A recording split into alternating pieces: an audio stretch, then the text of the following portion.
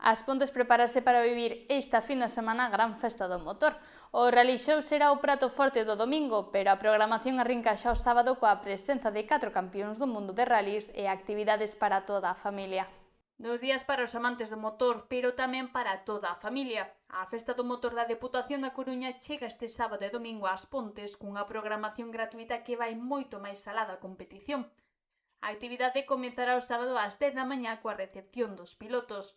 Só media hora despois, as grandes estrelas internacionais saltarán ao circuito para realizar voltas de exhibición e recoñecemento aos mandos dos seus vehículos de competición.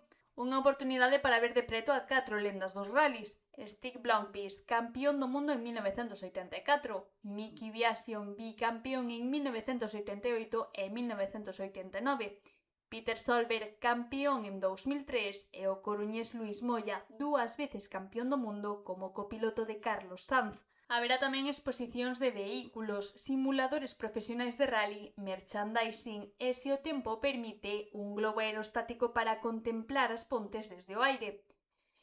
A proposta complétase con gastronomía durante os 2 días e actividades para os máis pequenos, que terán ao seu dispor un circuito de educación viaria con karts e pedais.